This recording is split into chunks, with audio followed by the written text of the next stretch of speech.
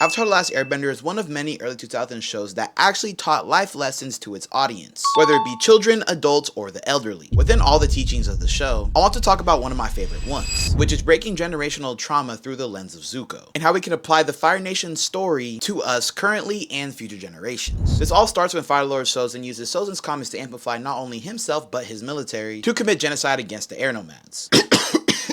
His goal is to take over all 4 nations and expand the Fire Nation to a worldwide empire, and his nation's ideals and prosperity to the world. As he dies, his offspring becomes the heir to the throne, carrying out his plan. A few generations pass, now insert Ozai, Zuko's father. He banishes Zuko for speaking out against his war plans, and tells him if you want to come back with your honor, come back with the Avatar. And so his journey begins. And he goes through the most life-altering events physically, emotionally, spiritually, and most importantly, mentally. Ultimately deciding that he wants to side with the Avatar, and not only defeat his father, but the Fire Nation, and end the 100-year war, and instill peace and freedom amongst all 4 nations. No matter what race, ethnicity, or gender you are, we all inherit something from our biological parents or legal guardians. Some might be physical traits, some might be body language, or the way you speak, maybe your ideals, but some may also be trauma. And in this case, generational trauma is the passing down of traumatic experiences from one generation to the other. Some examples of this are SA. Some may experience SA at one point in their life and not know how to deal and heal from it, to where they do the same with someone else in the future unknowingly, triggering that cycle to potentially happen again rather than stop it. Another example is gang life. Some are inherently involved with gang life by family or close relatives, or simply see it on the internet and it's like, oh, I want to be a part of that life too, as something cooler gives you street cred. But really, that's not the lifestyle you want to be a part of. This could lead to death at a young age, time in jail, illegal activities, and many more. But most of the time, people don't got a choice. That's why there's so much power and respect for those people that get out of these gang lifestyles and advocate for the youth to stay as far away as they can from it, because that's something you don't want to be a part of. There are so many more examples I could name, like war, natural disasters, being told to have kids at a young age because you'll benefit from government aid, but people's attention spans are too low nowadays, so I can't. But you catch my drift. Zuko inherited generational trauma. It took him a long time and he faced many hardships on all standpoints, until he found himself, rebelled, and defeated this trauma that he inherited, and you can too. We all have trauma in some way, shape, or form, but that doesn't mean we can't overcome it before we unintentionally teach, commit, and experience it towards other people. Zuko didn't do it alone. He had people around him. He had a community, and in current times like this, we need a community. There's always going to be someone you can talk to when things aren't right, even though you think there isn't. Life is hard. You don't need to face these traumas by yourself head on. Gradually, emotionally, and spiritually, you will overcome the traumas that's been digging at your heart and soul. Now, I'm sorry if this video was triggering in any way, shape, or form. I love Avatar and fiction in general, and there's so much we can learn from it. This topic has been on my mind recently, and I felt the need to speak on it. I hope whoever stumbles across this video, it helps them in one way or another.